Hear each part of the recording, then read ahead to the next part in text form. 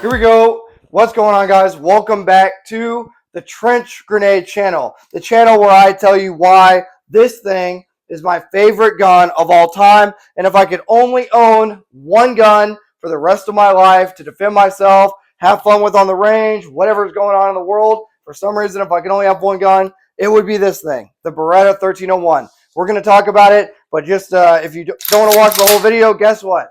We have finally got to the 5,000 shell mark. Okay, about a year ago I had 2,000 shells through this gun. As of 2 days ago, this thing has reached its 5,000 shell mark.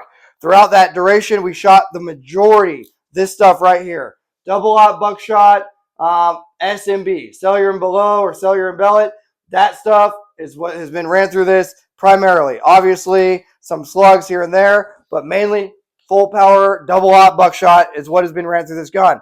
Before we get too far into it, guys, if you want to help me recoup the loss of some of that buckshot that I put through this thing, consider becoming a member of the Patreon. There will be a link below. If you want to join the Discord server, that's how you do it. You support me and I support you by giving you a link to our Discord server. If you don't want to become a member of the Patreon, that's fine. Consider becoming, buying something from Palmetto State Armory down below. They're going to support us if you use the link below. All right, guys. So 5,000 shells. This is a Beretta 1301. It is from Langdon Tactical, so they did do some modifications like a Nordic extension, some Magpul furniture, that kind of stuff on it. The side saddles that you're seeing on the gun are from STAC, ESSTAC. Okay, as I stated before, and these are just Velcroed on, guys. They simply come on and come off just like that. You put them in your kit, they're good to go.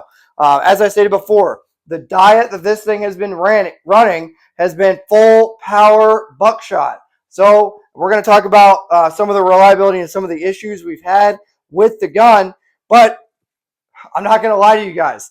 I get nothing from Beretta or Langdon. This thing has been legit. I highly, highly recommend, okay? So let's just get right into it. We talked about how many shells, 5,000 shells.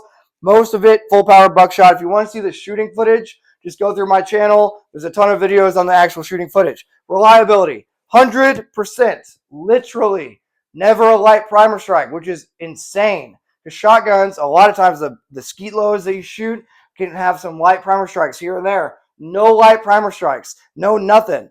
No issues at all. I literally don't think this thing has had a single malfunction, which is insane. Because even my Glock has had malfunctions, okay? I do have a Beretta M9A4 out here. This thing has also not had any malfunctions. Not just talking about Beretta. I'm just saying two guns that have never had a malfunction in my, I guess, arsenal collection, whatever you want to call it.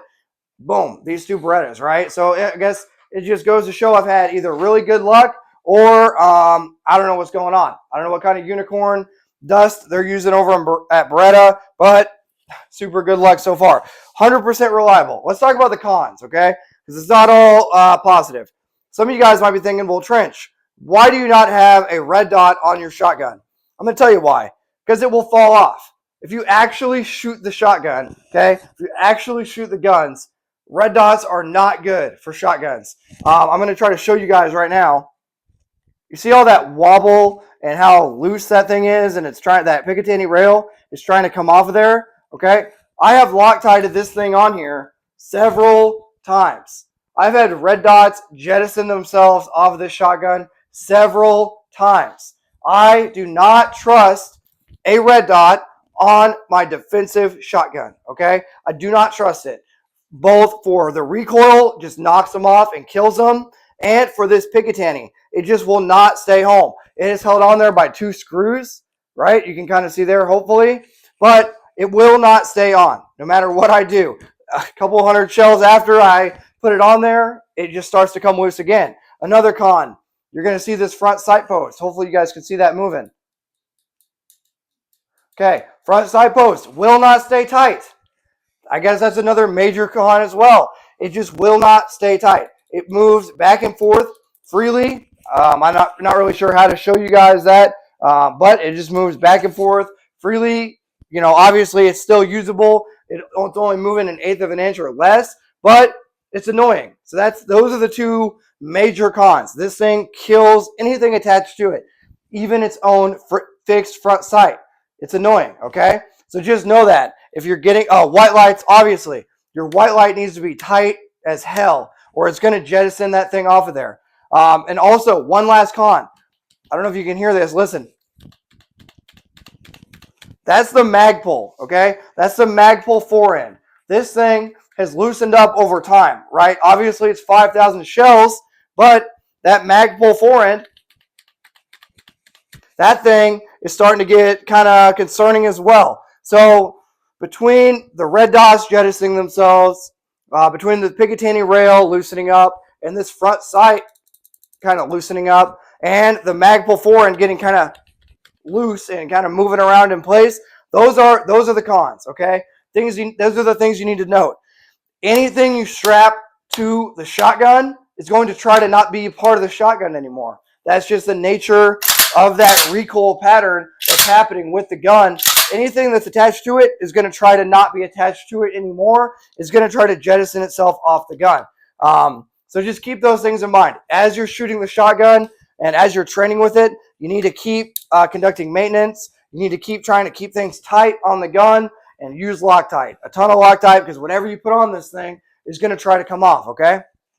So those are the cons for the shotgun. Money. Dude, it costs a lot of money to get to the 5,000 shell mark on this gun. Do I think it was worth it? Yes, because hopefully somebody watching this video will be like, dude, I really needed a reliable gun, a reliable shotgun to defend myself, and I've been looking at Beretta, and hopefully you, random guy watching this video, will be like, yeah, I'm going to go out and I'm going to buy a Beretta 1301 because they are freaking legit and they just work, okay? They just freaking run and run. But yes, it is extremely expensive to run buckshot nowadays through the gun, but that's just the way it is. Boo-hoo, right?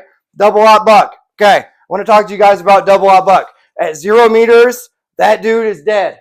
Okay, what you see here is the same diameter of the actual shotgun itself. At 0 meters, that dude, you just tunneled a hole through him, okay? Just like in New York City, the tunnels, yeah, you just tunneled a hole through him, okay? At 5 meters, that dude is dead, obviously, okay? At 25 meters, you're getting close to shoulder width spread with standard buckshot. If you get flight control buckshot, that stuff is going to be super tight still. But what am I trying to articulate here?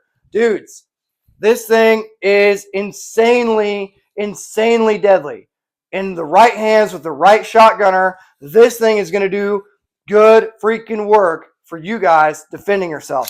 That is why, for me and my level of training with this shotgun, I cannot recommend it enough, okay? If you're trained up on the gun, dude, you're going to be devastating. Super good at defending yourself, right? Optics, we already talked about it. I do not recommend you put an optic on your defensive Beretta 1301. Bad news. This thing is wobbling all over the place. Yours is going to come loose too. That's if you're actually shooting the gun. That thing is going to come loose. The rear sight, also, I've tightened that thing down a lot too because it keeps coming loose. And last but not least, lights. I just run this old, I guess not old, but this 1,000 lumen Streamlight rifle light on here. Yeah, it's a little heavy, but guess what? The gun is super light, and I just wanted a tank on the front of there because it's probably going to fly off, to be honest. Okay, guys. In summary, if you can only have one gun and you can afford a Beretta 1301, dude, I highly recommend it, okay? Obviously, there's some cons with stuff coming loose on the shotgun, but this thing runs and runs, and it's freaking legit. I cannot recommend it enough.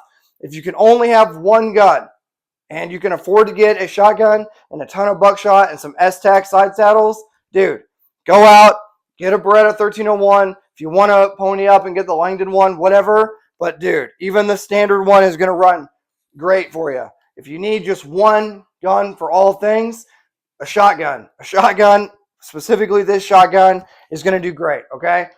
I want you guys to post down below. If you could only have one gun, what would it be? Would it be a shotgun? What type of shotgun? Would it be a rifle? What type of rifle? Would it be a handgun? Let me know down below what you would choose. But what I would choose is this exact Beretta 1301, okay? Thanks for being here, guys. And until next time, this is going to be Trench Grenade, your average 12 gauge shotgun enjoyer signing out. Cheers.